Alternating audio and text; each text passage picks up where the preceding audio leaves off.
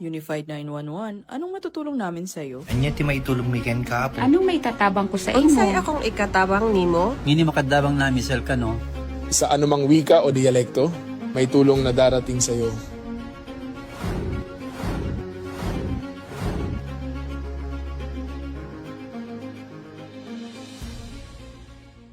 Lilingkod sa bawat Pilipino at magbibigay ng tamang impormasyon para sa tahimik at maayos na Pilipinas. Police News Network, alagad ng batas, tagapagtaguyod ng balitang pulis, sandigan ng mamamayan, patnubay ng katotohanan. Kampo Krame, maghahatid ng pinakahuling kaganapan at nagbabagang balita. Ito ang PNN Police News Network. At ngayon, ang inyong mga tagapagbalita. Magandang araw, bagong Pilipinas. Ako ang inyong alagad ng batas, tagataguyod ng Balitang Pulis. Ako po si Patrolwoman Resalie Umalay, maghahatid sa inyo ng tamang balita, kwento ng pulis, at serbisyo para sa mamamayan. At ito ang PNP News Online, ang pangunahing balita ng Police News Network, alagad ng batas, tagataguyod ng Balitang Pulis.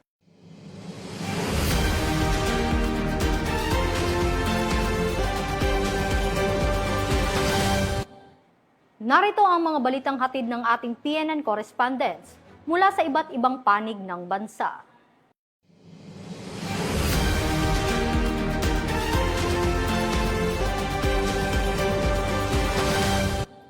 Isinagawa ng mga pulis at anti-drug unit sa Benguet ang operasyon laban sa iligal na marijuana, kung saan binunot at sinunog ang halaman na nagkakahalaga ng humigit kumulang 350,000 pesos bilang bahagi ng kampanya ng PNP laban sa droga. Ang buong detalye ng report mula kay Patrolwoman Lizelle B. Digman. Resulta ng mas pinaigting na kampanya ng Police Regional Office Cordillera Administrative Region kontra sa illegal na droga, umabot sa 350,000 pesos na halaga ng fully grown marijuana plants ang nadiskubre ng mga operatiba sa isinagawang marijuana eradication sa Sitio Bana, Takadang Kibungan at Sitio Lugoong Kayapa, Bacon, Benguet noong 5 ng Abril taong kasalukuyan. Naging matagumpay ang operasyon dahil sa pagtutulungan ng mga operatiba mula sa Bacon Municipal Police Station, Kibungan Municipal Police Station, 1st at 2nd PMFC, PIU, PDEU, Pikado ng Benguet PPO, PIDEA CAR at iba pang ahensya ng kapulisan. Ang operasyon ay nagresulta sa pagkatuklas ng mahigit kumulang na 1,750 na piraso ng fully grown marijuana plants na may kabuuang halaga na 350,000 pesos standard drug price. Bagamat walang nahuling cultivator, ang mga nasabing halaman ng marijuana ay naidokumento, binunot at sinunog sa mismong lugar. Ang matagumpay na operasyong ito ay nagtatampok sa patuloy na pangako ng mga ahensya ng kapulisan na labanan ang mga iligal na aktibidad ng droga sa rehiyon para sa mapayapang pamayanan tungo sa bagong Pilipinas. Mula dito sa rehiyon ng Cordillera, ako ang inyong PNN correspondent, Patrolwoman Lizelle Digman, alagad ng batas, tagataguyod ng Balitang Pulis. Maraming salamat, Patrolwoman Digman. Arestado ang isang tricycle driver sa Camarines Norte sa isinagawang buy-bust operation ng mga operatiba ng Police Regional Office 5 at nakumpiska ang shabu na nagkakahalaga ng 578,000 pesos bilang bahagi ng kampanya laban sa iligal na droga. Ibabalita yan ni Police Staff Sergeant Mercolito P. Valendero Jr.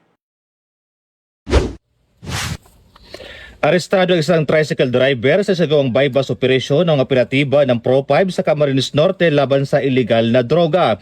Sa pinagsamang operasyon ng PPDEU, Mercedes MPS ng Camarines Norte PPO at ng Regional Drug Enforcement Unit 5 kasama ang PIDEA Regional Office 5. Nadakip ang suspect na si Alias Stone, residente ng Barangay Magang, Dait, Camarines Norte. Nakumpiska sa operasyon ang 6 na transparent plastic sachet na naglalaman ng hinihinalang shabu na may kabuang ang timbang na humigit kumulang 85 grams at tinatayang halagang 578,000 pesos. Agad na dinala ang sospek at mga nakumpiskang ebidensya sa Mercedes MPS para sa dokumentasyon, inventaryo at tamang disposisyon alinsunod sa umiiral na legal na proseso. Isinagawa ang marking at inventory ng mga ebidensya sa presensya ng mga sospek at mga itinakdang saksi. Kasalukuyang inahanda ang kaukulang kasong isasampa laban sa sospek para sa paglabag sa Republic Act 9165 o ang Comprehensive Dangerous Drugs Act of 2002. Ayon kay Police Brigadier General Erosito N. Miranda, Regional Director ng Pro5, patuloy ang pinaigting na kampanya ng kapulisan laban sa illegal na droga upang masiguro ang kaligtasan at kapayapaan sa rehiyon ng Bicol. Hindi kami titigil sa pagpapatupad ng batas. Ang Pro5 ay nananatiling nakatuon sa advokasiyang bagong PNP, serbisyong mabilis, tapat at nararamdaman ng mamamayan. Pahayag ni Police Brigadier General Miranda. Mula dito sa Bicol Region, ako po si Police Staff Sergeant Bert Polito P. Lubindino Jr. Nag-uulat para sa Police News Network at ito ang bagong PNP para sa bagong Pilipinas, serbisyo mabilis, tapat at nararamdaman. Maraming salamat, Staff Sergeant Lubindino. Arestado ang isang sospek sa Camarines Norte sa search warrant operation. Nakumpiska ang shabu na nagkakahalaga ng 340,000 pesos at isang baril. Muling magbabalita dyan si Police Staff Sergeant Mercolito P. Luvendino Jr. Naaresto ang isang street-level individual sa Camarines Norte matapos makuhanan ng illegal na droga sa isinagawang search warrant operation. Dakong alas 3:30 ng madaling araw, nang isinagawa ng Vinson's MPS katuwang ang PDEU, 1st PMMC SWAT at buong Camarines Norte PPO sa koordinasyon ng PDEA Regional Office 5 ang operasyon sa bayan ng Vinson's, Camarines Norte. Kinilala ang suspek na si alias Gavin, 35 anyos. Nakumpiska mula sa kanya ang tinatayang 50 gramo ng hinihinalang shabu na may standard drug price na 340,000 pesos. Gayon din ang isang kalibre 45 na baril, magasin na kargado ng 7 bala. Bago sinagawa ang pag-aresto, ipinaalam sa sospek ang dahilan ng kanyang pagkakadakip at ipinaliwanag sa wikang kanyang naunawaan ang kanyang mga karapatang konstitusyonal. Dinala ang sospek sa Vinson's MPS kasama ang mga nakumpiskang ebidensya para sa tamang disposisyon. Isinagawa rin ang inventaryo at pagmamarka ng mga nakuhang ebidensya sa presensya ng sospek at mga itinakdang insulating witnesses alinsunod sa umiiral na legal na proseso. Ayon kay Police Colonel Paul F. Abay, Provincial Director, ang matagumpay na operasyon na ito ay isang malinaw na patunay ng patuloy at mas pinagting na kampanya laban sa illegal drug at kriminalidad. Ang matagumpay na operasyon na ito sa bayan ng Vinsons ay malinaw na patunay ng patuloy at mas pinagting na kampanya ng Camarines Norte Police Provincial Office laban sa illegal na droga at kriminalidad. Sa pamamagitan ng maayos na koordinasyon ng ating mga operatiba, katuwang ang PDEA, muli nating naipakita na walang huwang sa aming lalawigan ang mga illegal na gawain. Ang pagkakasamsam ng tinatayang 340,000 pesos na halaga ng shabu at isang illegal na baril ay isang malaking hakbang upang maprotektahan ang ating mga komunidad laban sa masamang epekto ng droga at karahasan. Sa patuloy ng mga sangkot sa pagpapakalat ng illegal na droga, ito ay malinaw naming babala. Hindi kami titigil, patuloy naming tutugisin at pananagutin ang sinumang lalabag sa batas. Mas paigtingin pa namin ang aming intelligence at operation upang masawata ang inyong illegal na gawain. Hinihikayat din namin ang publiko na makiisa at magkapagtulungan sa kapulisan. Ang inyong mga impormasyon ay mahalaga upang tuluyang mapuksa ang illegal na droga at mapanatili ang kapayapaan at kaayusan sa Camarines Norte. Makakaasa po kayo na ang inyong kapulisan ay nananatiling tapat, handa, nakatuon sa paglilingkod para sa ligtas at maayos na pamumuhay ng bawat mamamayan. Ang nasabing operasyon ay bahagi ng pinagting na kampanya ng Pro5 alinsunod sa PNP Focus Agenda under Enhanced Managing Police Operations. Tiniyak naman ng Pro5 ang patuloy na dedikasyon at sa kapayapaan at kaayusan na nagpapatibay sa advokasya ng bagong PNP para sa bagong Pilipinas, serbisyong mabilis, tapat at nararamdaman. Mula dito sa Camp Brigadier General Simeon Ola, Legazpi City, ako po si Police Staff Sergeant Mercury Topilo Bendino Jr. Nag-uulat para sa Police News Network at ito ang bagong PNP para sa bagong Pilipinas, serbisyo mabilis, tapat at nararamdaman.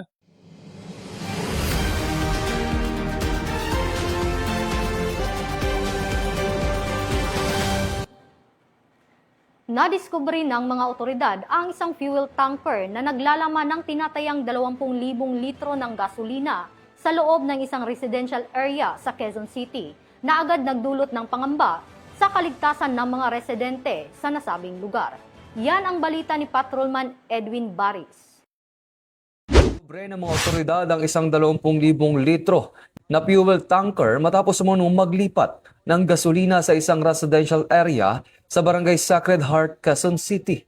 Ayon kay District Director QCPD, Police Brigadier General Randy Glenn Silvio, nadiskubre ang tanker sa Scout Castor Street matapos magreklamo ang isang concerned citizen.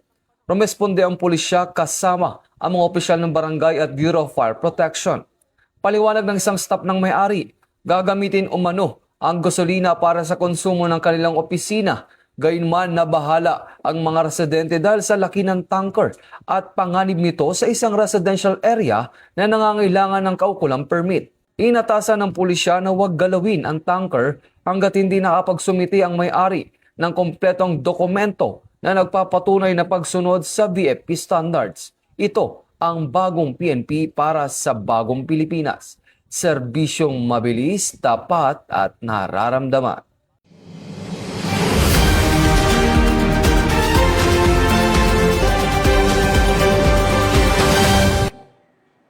Maraming salamat, Patrolman Baris. Paiigtingin ng Philippine National Police, katuwang ang iba pang ahensya, ang kampanya laban sa mga taxi driver na namamantala at labis na naningil sa pamasahe, lalo na sa mga pangunahing lungsod at transport hubs. Yan ang balitang aking tinutukan. Philippine National Police na magpapatupad ng mahigpit na aksyon laban sa mga taxi driver na nagpapataw ng sobra sa pamasahe sa kanilang mga pasahero. Ayon kay Chief PNP, Police General Jose Melencio C. Nartates Jr., nagpalabas ng direktiba sa lahat ng ground units upang palakasin ang presensya sa mga transport hub at agarang tugunan ang mga reklamo mula sa publiko.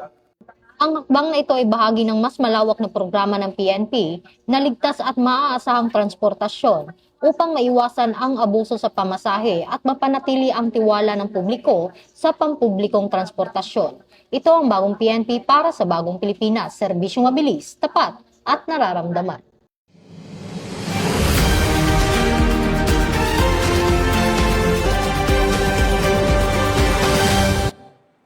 At sa ating huling balita, arestado ang 2 individual sa isinagawang operasyon ng mga otoridad dahil sa iligal na pagbibiyahe ng mga wildlife species sa General Santos City.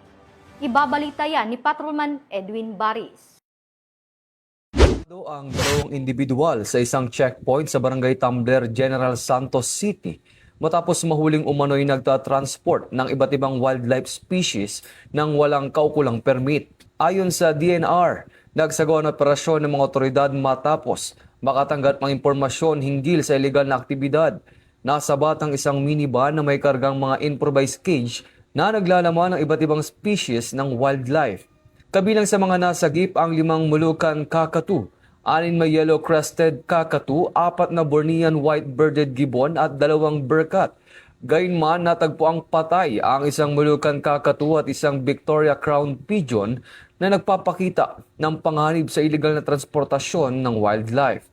Hindi nagpakita ng anumang dokumento o permit ang mga sospek para sa pagdadala ng mga kaukulang hayop.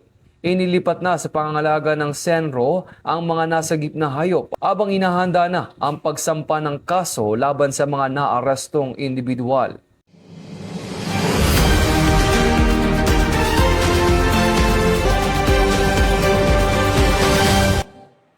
At yan ang mga balitang nakalap ng ating mga PNN correspondents mula Luzon, Visayas at Mindanao. Para sa mas malawak at mabilis na ulat ng ating mga balita, huwag kalimutang mag-share, follow, and share sa aming official social media accounts ng Police News Network. Tutok lang sa aming YouTube channel, para sa mga live stream at replays. At i-follow kami sa Twitter account para sa mga real-time updates at Facebook account ng Police News Network. Manatiling mapagmatsyag at laging alam ang totoo. Sa ngalan ng pamunuan ng Philippine National Police, sa pangunguna ni Chief PNP, Police General Jose Melencio C. Nartatis Jr. at sa pamumuno ni President Ferdinand Bongbong Marcos Jr., kami ay maglilingkod sa bawat Pilipino at magbibigay ng tama at balanseng balita. Mula rito sa tanggapan ng tagapag-ugnay ng pambansang pulisya, ako ang inyong alagad ng batas, tagataguyod ng Balitang Pulis. Ako po si Patrolwoman Resalie Umalay, maghahatid ng tamang balita, kwento ng pulis at serbisyo para sa mamamayan. At ito ang PNP News Online, ang pangunahing balita ng Police News Network. At ito ang bagong PNP para sa bagong Pilipinas. Serbisyo mabilis, tapat at nararamdaman.